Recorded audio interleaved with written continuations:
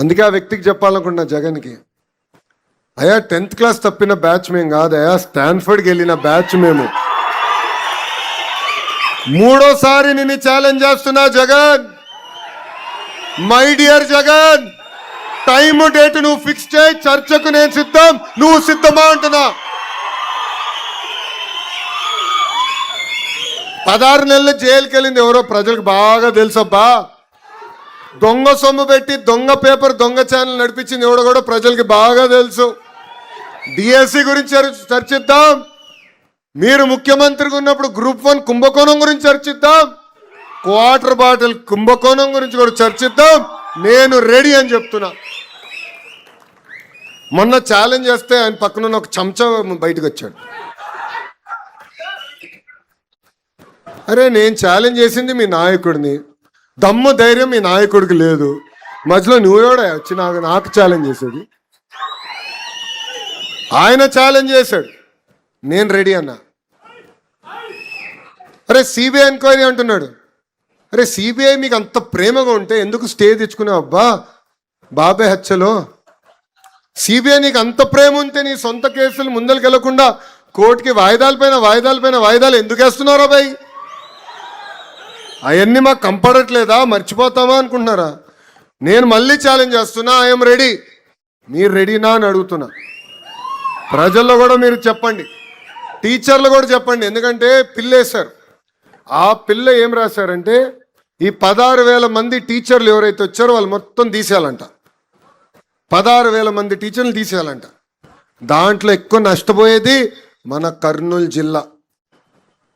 ఇది ప్రజలకి తెలియజేయాల్సిన బాధ్యత ఇక్కడున్న కార్యకర్తలందరిపైన ఉంది. ఆ పార్టీకి ఒక జబ్బు కూడా ఉందండి. ఆ జబ్బు పేరు తెలుసా మీ అందరికీ? సిసిడి. ఏంటది? క్రెడిట్ చోరీ డిసార్డర్, క్రెడిట్ చోరీ జబ్బు. గూగుల్ మనం తీసుకొస్తే ఆయన అంటాడు నేను ఆల్రెడీ మాట్లాడాను, డావోస్తో కలిసిన గూగుల్ నేనే తీసుకొచ్చినాడు. మళ్ళీ 5 సంవత్సరాలు ఎందుకు తీసుకురాలి రబి? దాని తర్వాత ఆసిల్లర్ మిత్తల్ అని ఒక పెద్ద స్టీల్ ప్లాంట్ తీసుకొచ్చాం. పాప ఆ కంపెనీకి తెలిసిన వ్యక్తి ఆదిత్య మిత్తల్ ప్రమోటర్ నాకు బాగా తెలుసు. ఒక జూమ్ కాల్లో క్లోజ్ చేశారు, అయిపోయింది, వచ్చారు. అది బయటకు వచ్చింది న్యూస్. ఈ మహానుభావుడు ప్రెస్ మీట్ పెట్టి అది రాదు, పక్క రాష్ట్రానికి వెళ్ళిపోయింది, వీళ్ళు ఒకే దుష్ప్రచారం చేస్తున్నారు, అది రానే రాదురాబాయ్ అంటాడు. తీసుకొచ్చా, శంకుస్థాపన అయింది, నేను తీసుకొచ్చానంటాడు. ఇట్లనే కానిస్తే, ఇట్లనే మనం ఊరుకుంటే ఆగస్ట్ 15th వచ్చినప్పుడు చెప్తాడు. ఏం చెప్తాడంటే మా తాత పోరాడాడు రాబాయ్ స్వాతంత్రానికి, గాంధీ తాత కన్నా మా తాత గొప్పవాడు, మా తాత వల్లే స్వాతంత్రం వచ్చిందని చెప్తాడు. ఇది క్రెడిట్ చోరీ డిసార్డర్ అంటే. ఇప్పుడు భోగాపురం పైన కూడా బయలుదేరాడు. 5 సంవత్సరాలు ఏం పనులు చేయాలా, పట్టించుకోవాలా, కనీసం ఒక్కసారి వెళ్ళి చూడలా. ఇప్పుడు ఎయిర్పోర్ట్ అయిపోయింది, ప్రధానమంత్రి గారు వచ్చి ఓపెనింగ్ వస్తుంటే ఇప్పుడు బయలుదేరాడు మహానుభావుడు. అందుకే ఆ జబ్బు ఉంది పాపం. లండన్ మందులు సరిగ్గా పనిచేయట్లేదు ఈ మధ్యన. ఇదంతా ప్రజలకి తెలియజేయాల్సిన బాధ్యత ఇక్కడ అందరిపైన ఉంది. ఎందుకంటే పని చేస్తాం ఎంత ముఖ్యమో మన చేసిన పనులు ప్రజలు తెలియజేయాలి. మన అనేక సంస్కరణలు తీసుకొస్తున్నాం, అది మనం తెలుసుకోవాలి, ప్రజల దగ్గరికి వెళ్ళాలి, ప్రజల్లో చైతన్యం తీసుకొచ్చే బాధ్యత మనందరం తీసుకోవాలి. నైనా ఇక్కడ ఆగండి పోలీస్ సోదరులా, నైనా ఎందుకు వదిలేయండి, ఎందుకు కంగారు పడతారు? మీరు కూల్గా ఉండండి, ఎందుకంత పడతారు?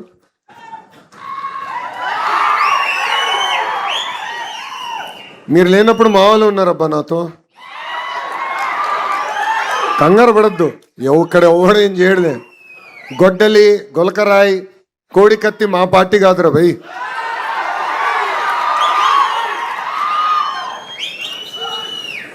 ఇక్కడున్న కార్యకర్తలందరికీ ఒక పిలిపిస్తున్నాం. ఇప్పుడు డోర్ టు డోర్ కార్యక్రమాన్ని మనం చేపట్టాలన్నాం. మెటీరియల్ అంతా మీకు అందజేశాం. మీరు మీ బూత్లో నాయకత్వం వహించండి. ప్రతిరోజు 30 గడుపులు ఓర్పు సహనంతో వెళ్ళి మాట్లాడాలి, చేసిన మంచి పనులు చెప్పాలి. దాని తర్వాత వాళ్ళు ఏమైనా అడిగితే ఆ ఫీడ్బ్యాక్ రాసుకోండి. ప్రోగ్రామ్ మొత్తం అయిన తర్వాత మై టీడీపీ ద్వారా మిమ్మల్ని అడుగుతాం ఫీడ్బ్యాక్. అయ్యా మీ బూత్లో ఏమన్నారు ప్రజలు, ఎక్కడ బాగా చేస్తున్నాం అని చెప్పారు, ఎక్కడ మనం ఇంకా చేయాల్సి ఉంది అని ప్రజలు వివరిస్తున్నారు. ఏం చెప్పారో మేము తెలుసుకుంటాం, ఆ యాప్ ద్వారా మేము తెలుసుకుంటాం. దయచేసి కార్యక్రమం మనం అందరం జయప్రదం చేయాలి, అందరం కష్టపడాలి. ఎందుకంటే నేను చెప్పా, మన నియోజకవర్గం 50-50 అంటే 50% సార్లు గెలిచాం, 50% సార్లు ఓడిపోయాం. దానికి కారణం మనమే, మన నిర్లక్ష్యమే, ప్రజల్ని తప్పడతాం కాదు. 1985 తర్వాత గెలవని నియోజకవర్గంలో నేను పోటీ చేశా స్వామి, మంగళగిరి. 2019లో నేను ఓడిపోయా, 5300 ఓట్లతో ఓడిపోయా. 5 సంవత్సరాలు నేను వదిలిపెట్టలేదే, నేను వేరే కాన్స్టిట్యున్సీకి వెళ్ళలేదే. అయ్యా కంచుకోట ఎక్కడుంది, విశాఖపట్నంకి వెళ్దామా, కుప్పంకి వెళ్దామా, లేదంటే పక్కనున్న పెనమలూరుకి వెళ్దామని నేను చూడలా. ఎక్కడ ఓడిపోయాను అక్కడనే ప్రజల మనసు గెలుచుకుని గెలవాల లక్ష్యంతో పనిచేశా. ఆంధ్ర రాష్ట్ర చరిత్రలో టాప్ 3 స్థానంలో 91,000 మెజార్టీతో మంగళగిరి నేను కైవసం చేసుకున్నాను. అదే కార్యకర్తలు, అదే నాయకత్వం. కొత్త నాయకులు రాలా, కొత్త కార్యకర్తలు ఆ సమయం లేరు. ఉన్న నాయకత్వం, ఉన్న కార్యకర్తలే ప్రజల దగ్గరికి వెళ్ళారు. కరెక్ట్గా లోకేష్ 23 రోజుల ముందర వచ్చాడు. లోకేష్ ఏంటో మీకు అర్థం వల్ల, మీ సమస్యలు మావాడికి అర్థం వల్ల ఓడిపోయాం. 5 సంవత్సరాలు కష్టపడ్డాం, అనేక సంక్షేమ కార్యక్రమాలు చేసాం. గుర్తుపెట్టుకోండి, ప్రతిపక్షంలో ఇంత కష్టపడ్డాం అంటే అధికారంలోకి వచ్చిన తర్వాత ఎంత కష్టపడతాం, ఎంత మంచి పనులు చేయగలుగుతామని ప్రజలందరికీ వివరించారు. నేను డోర్ టు డోర్ తిరిగా, దానివల్లనే అంత మెజార్టీతో నేను గెలిచా. ఇక్కడ కూడా మనందరం కష్టపడాలి. మళ్ళీ చెప్తున్నా, పార్టీలో నాయకులం మేము శాశ్వతం కాదు. తెలుగుదేశం పార్టీ అనేది శాశ్వతం, పార్టీ వ్యవస్థ అనేది శాశ్వతం. ఆ పార్టీ బలోపేతం కోసం మనందరం కష్టపడాలి, అందరం కృషి చేయాలి. అంతేగాని ఎవరు ఉంటాడు ఆయన చెప్తే పదవులు వస్తాయి అనుకుంటే మటుకు చాలా ఇబ్బంది పడతాం మనం. పనిని నమ్ముకోండి, డోర్ టు డోర్ కష్టపడండి, మిమ్మల్ని ఎత్తుక్కుంటా వచ్చే బాధ్యత నేను తీసుకుంటానని కార్యకర్తలందరికీ మళ్ళీ తెలియజేసుకుంటూ, ప్రభుత్వ కొనసాగింపు గురించి ఇప్పుడే భరత్ గారు కూడా మాట్లాడారు. ఇది చాలా చాలా అవసరం. మనకి ఓటమి కొత్త కాదు, గెలుపు కొత్త కాదు. ఓడిపోయినప్పుడు అందరు బాధపడతాం, గెలిచిన తర్వాత అల్సట్ అనండి, అలకనండి, ఏముందిలే గెలిచిపోతాం అన్న అహంకారం అనండి, ఇవి వచ్చేస్తాయి. దానివల్ల మనం నష్టపోతాం కాదు, కార్యకర్తలు మనం నష్టపోతున్నాం. కేసులు పెట్టించుకుంటాం, కొన్ని సందర్భాల్లో మనం కొడతారు, కొన్ని సందర్భాల్లో మన ప్రాణాలు తీసేస్తారు. సో ఒక పక్కన మనం నష్టపోతున్నాం, ఇంకో పక్కన ఆంధ్ర రాష్ట్రం నష్టపోతుంది. ఈరోజు ఒక గుజరాత్ రాష్ట్రంలో అదే ప్రభుత్వం కంటిన్యూస్గా వచ్చేగల ఏ స్థాయిలో ఉందో చూడండి ఒక్కసారి. ఒరిస్సాలో మొన్నటి వరకు ఒకే ప్రభుత్వం కంటిన్యూస్గా వచ్చేగల ఒరిస్సా కూడా మనకన్నా అద్భుతంగా అభివృద్ధి చెందింది. సో మన రాష్ట్రంలో కూడా ప్రభుత్వ కొనసాగింపు అనేది చాలా చాలా అవసరం. 1,05,00,000 మంది కుటుంబం మంది, పెద్ద కుటుంబం. అది కాస్త ఇప్పుడు కొంచెం ఇంకా పెద్దగా అయింది. జనసేన పార్టీ ఉంది, భారతీయ జనతా పార్టీ కూడా ఉంది.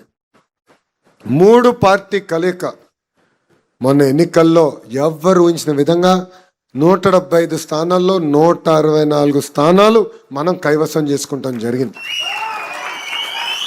ఈ ఐక్యత ఉండాలి.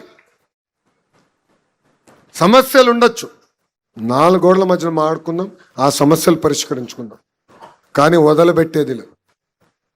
No crossfire, no misfire, no విడాకులు. క్లారిటీగా మీ అందరూ తెలియజేస్తున్నా.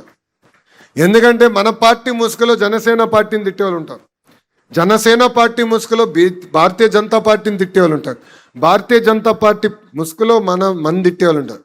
సోషల్ మీడియాలో ఎన్ని చూసి మనం కంగారు పెట్టి మనం తిట్టుకుంటూ మనం కొట్టుకుంటే నష్టపోయేది ఆంధ్ర రాష్ట్రం, ఆంధ్ర రాష్ట్ర ప్రజలు. ఇది దయచేసి అందరం గుర్తుపెట్టుకోవాల్సిన అవసరం ఉంది. సో ప్రభుత్వ కొనసాగింపు అనేది చాలా చాలా అవసరం. అందరం కలిసికట్టుగా పనిచేయాలి. మీకు ఎలాంటి సందేహాలు అవసరం లేదు. 1 కాదు, 2 కాదు, కనీసం 3 టర్మ్లు కలిసికట్టుగా పనిచేస్తేనే దారి తప్పిన రాష్ట్రాన్ని సరైన దారిలో పెట్టుకెళ్తాం. కోరిన అన్ని కోరికల పద్ధతి ప్రకారం కేంద్రంలో మన ప్రధానమంత్రి నరేంద్ర మోడీ గారు, రాష్ట్రంలో మన ముఖ్యమంత్రి చంద్రబాబు నాయుడు గారు కలిసికట్టుగా తీర్చుతున్నారు. ఆ రోజు పాదయాత్రకు వచ్చినప్పుడు కర్నూలు అనేక మంది లాయర్లు, అడ్వకేట్లు అని వచ్చి కలిశారు. ఆనాడు చెప్పారు, హైకోర్టు ఇక్కడ ఉండాలి, ఇక్కడికి తీసుకొస్తే బాగుంటుందంటే వాళ్ళు ఒకటే చెప్పారు, చేయలేని హామీలు నేను ఇవ్వను. కానీ ఆనాడు నేను ఒక హామీ ఇచ్చా, హైకోర్టు బెంచ్ కర్నూలులో నేను ఏర్పాటు చేస్తానని హామీ ఇచ్చా. రాబోయే 90 రోజుల్లో హైకోర్టు బెంచ్ కర్నూలుకి తీసుకొచ్చే బాధ్యత మన ప్రభుత్వానికి. ఇవన్నీ చేయగలుగుతున్నాం అంటే కేంద్ర ప్రభుత్వం సహకారం ఉంది. ఇది మనందరం గుర్తుపెట్టుకోవాలి. డబుల్ ఇంజిన్ సర్కార్ వేరే రాష్ట్రాలు ఉన్నాయి, కానీ మన రాష్ట్రంలో డబుల్ ఇంజిన్ బుల్లెట్ ట్రైన్ సర్కార్ ఉంది.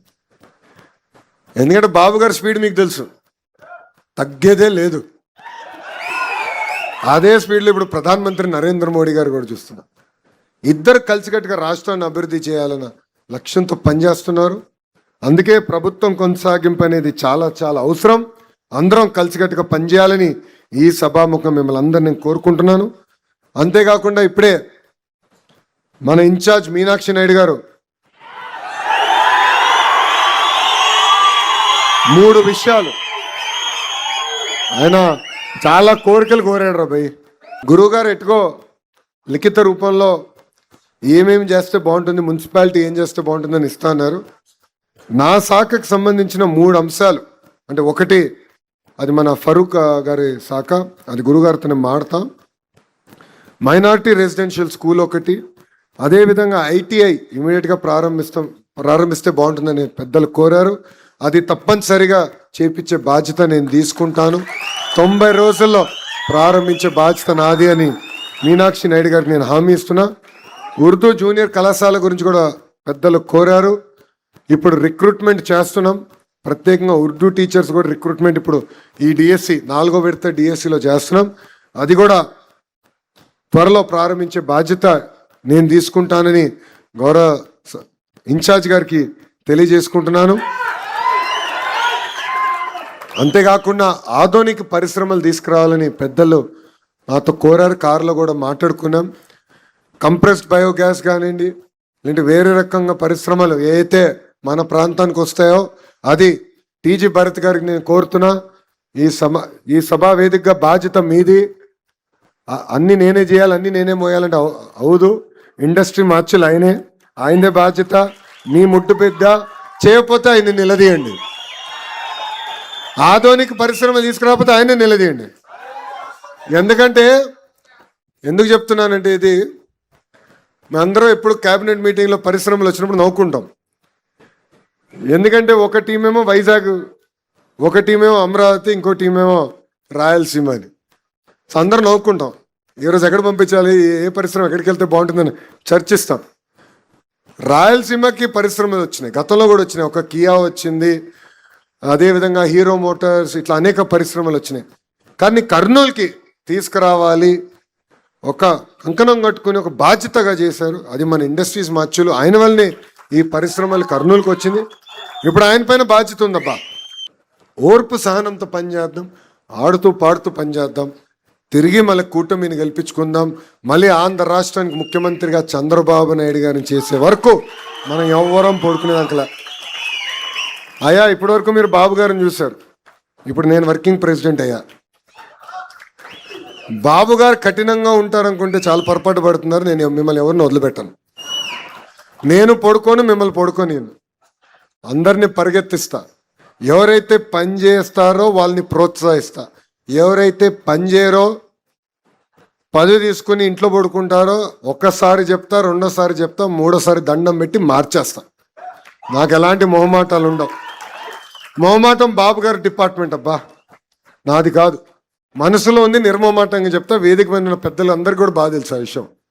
మనసులో ఉంది, నేను చెప్పేస్తా. నచ్చినా నచ్చకపోయినా నేను చెప్తాను భయ్. ఎందుకంటే పని చేయాలి, కష్టపడాలి. అధికారంలో ఉన్నప్పుడు ప్రతిపక్షంలో ఉన్నట్టే పని చేయాలి. ఆ కసి ఉండాలి.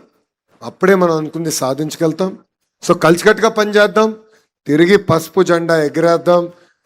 ఎట్టి పరిస్థితుల్లో నిర్లక్ష్యం వద్దు, అహర్నిశలు కష్టపడి పార్టీని బలోపేతం చేసుకుందామని సభాముఖం కార్యకర్తలందరికీ నేను కోరుకుంటూ, నాకు ఇంత అద్భుతమైన అవకాశం ఇచ్చిన మీ అందరికీ పేరు పేరున నా హృదయపూర్వక ధన్యవాదాలు తెలుపుకుంటూ మీ అందరి దగ్గర నుంచి సెలవు తీసుకుంటున్నాను.